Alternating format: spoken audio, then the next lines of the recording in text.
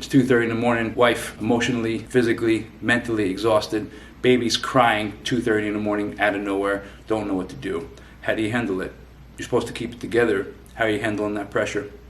No one talks about the mental battle dads, specifically over 40, face. I'm saying over 40 because I'm a dad, 47, and I'm talking about my fit dad comeback. So I'm speaking to you, but no one talks about the mental battle that we have to deal with. So I want to dive into that today. Let's dive in. All right, it's 2:30 in the morning. Baby's waking up out of nowhere, screaming. Something's going on, in some kind of distress. Wife is exhausted from the day. You're both exhausted, really. And why I say wife first, because really they're the default parent, at least in our situation. Karen's home with the baby most of the day, 95% of the day. So baby starts losing his shit. Wife is about to lose her shit. What are you doing as a dad? Well, I can speak from personal experience. I broke down a couple times. And then I learned how to manage my own emotions and handle it, and realize that I, as a dad, have to step up and control my own emotions so I can help and be there for my wife and also calm the situation down. Because if not, now everybody's losing their shit, and that's appetite for disaster. The baby, what I'm learning, I learned more about myself in the past 17 months than I did in the previous 46 years. Emotionally, physically, mentally, you have to regulate. You have to know yourself, know your triggers, and then recognize them before you lose it. There's a couple nights, probably more than a couple, in the past 17 months with my newborn, or my toddler, a beautiful, healthy baby boy, that in the middle of the night, he's crying for some reason. We're exhausted. We're nervous. We're new to this. There's no manual on how to become a parent, right? So we're learning as we go. And here he is. He's losing it. So you try to calm him down as much as possible. As soon as you start hearing him cry, blood pressure rises, and you're trying to figure out what you need to do to calm him down. And wife, especially for the first few months, the baby still thinks that it's a part of the mom, which is wildly fascinating. But the baby thinks he's still, or she is still, a part of the mom. The mom still has instincts and still has this connection where the baby is a part of her. So they're reacting because, they feel it, they sense it. There's studies, and there's, all the smart people out there will say when the mom kisses the baby, the mom recognizes what the baby needs, and the mom produces whatever the baby needs in her milk to give to the baby. I mean, that's fascinating. Or if a mom hears a baby cry, it's not even their baby.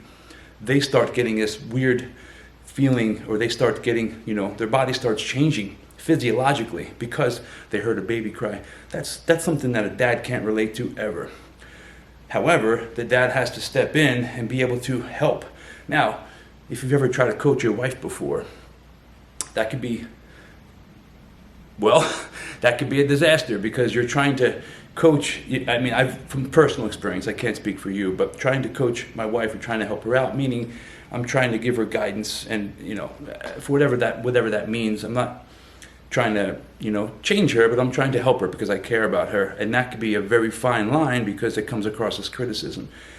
So anyway, those situations, you have to go through them in order to experience them. At least I had to learn how to manage my own emotions when I was in that situation. So having more empathy for the baby, first of all, because the baby doesn't know what's going on. And then you have to have empathy and compassion for your wife, because she's also going through something that's, wildly new to her, and it's an experience that nobody's ever experienced before, especially for your first one. Now, how do dads handle it? If you're not emotionally fit, if you're not emotionally stable, now you're reacting, now she's reacting, now everybody is just heightened, and this situation doesn't get fixed. The situation escalates, which, eventually it'll come down, and eventually it'll simmer, or at least you hope. But as a dad, you got to be really strong mentally and physically, as well as emotionally, in order to handle that, at least from my experience. So I'm not perfect with this. I'm just still learning, but based upon my experience, I've learned to have more compassion, more empathy for the baby, for my son, for my child, and also for my wife. And what I've learned, that is as challenging as it is, and as sometimes as guilty as I feel for working out and taking care of myself first, physical fitness and doing something physical has been a game changer for me. And I've realized that many, many years ago with fitness, more so with becoming a dad and learning to navigate through the home life and the family dynamics, and having to be a different husband to my wife, having to be a dad, and having to manage all these things while trying to run a business, while running a business, building a business, and not trying to lose my shit in the process. Because I feel much better when I'm fit, just in general. Learned that many years ago, that fitness has been a natural resource for me to help out with my negative, depressive thoughts, my anxious thoughts, my invasive thoughts that make me feel less than. Fitness, doing something that challenges me physically, also challenges me mentally, has been a game changer. So sometimes I do feel guilty because I'm working out and I could be spending time with my family. However, I don't take that much time anymore for my workouts, and I know that once I do, I'll be in a better situation. I'll be in a better mental place to handle whatever's going on. And you get better and better at it. It's like a skill. It's like a muscle.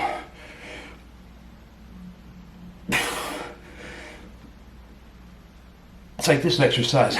I've seen this exercise butchered thousands of times. It's called a payloft press. It's a rotational exercise. There's two different variations, at least we do here. One is you're trying to rotate and rotate through that resistance. Another way of doing it is not letting it pull you back. It's an anti-rotational exercise. So let me just give you a little backstory context. I did a little cardio today. I was supposed to go out for a bike ride, but it's a little rainy out, so we decided not to go for a bike ride. I stayed home and did a little riding in my trainer, and now I'm just doing some abs, finishing up. And did like 30 minutes on the trainer, doing little core exercises here, because I'm trying to also be consistent with my training. This is day 5 this week. So cardio and abs are like a day that I'll throw in once or twice a week, just so I stay consistent with my physical activity, because it is that important that I do something every day for my mind, for my body, for my spirit. Anyway, Mr. Payloft. So that's anti-rotational. That band is trying to pull you in, and your job is to not let it pull you in. So you want to create tension on it. Bend your knees, hips back. Keep a nice solid core. Now that weight is that resistance is pulling me in. My job, I'm going to feel heavy on this side, right? My left. So I'm trying to not feel heavy on my left. I'm trying to feel it on my right to make sure that band doesn't get pulled in, doesn't pull me in. So pushing straight out, making sure I'm braced, abs nice and tight, keeping that core engaged. Now this is anti-rotational, right? So I'm fighting that resistance. I'm fighting that rotation. That's one way. Another way is actually leaning into it and going with it and creating more tension. It's kind of like leaning into the hard shit in life. It's kind of like being a dad. Talking about emotional stuff today, right?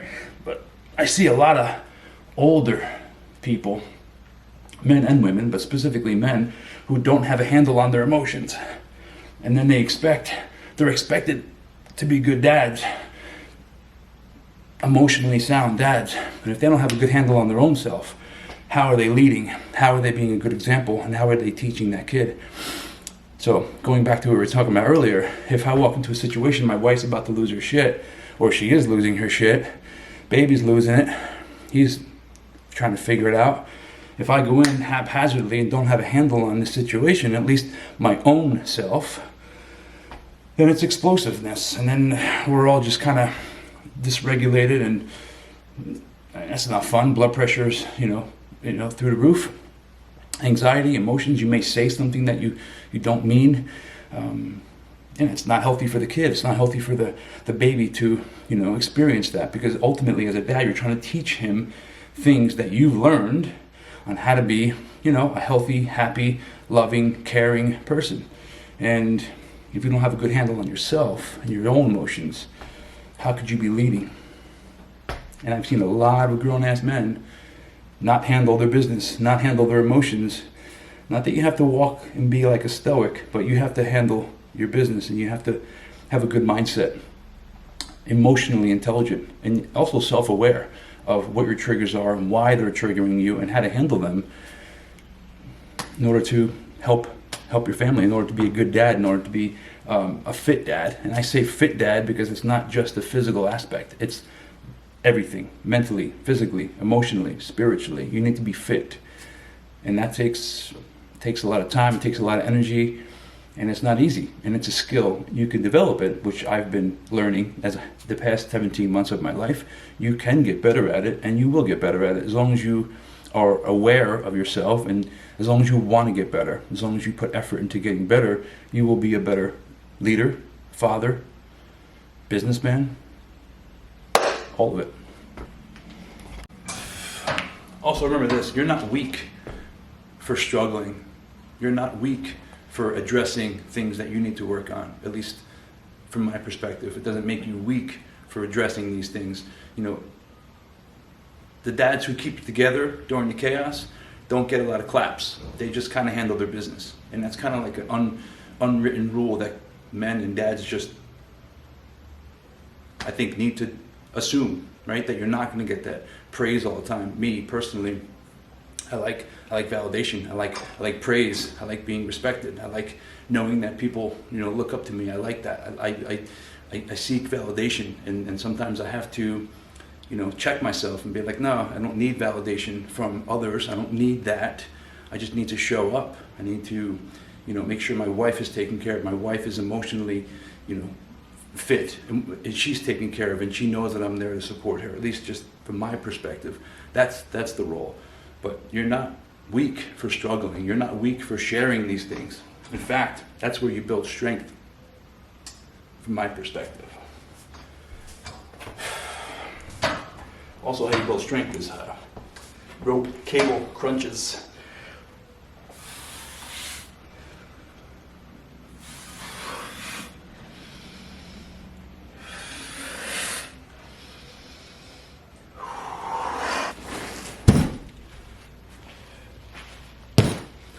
All right, dads.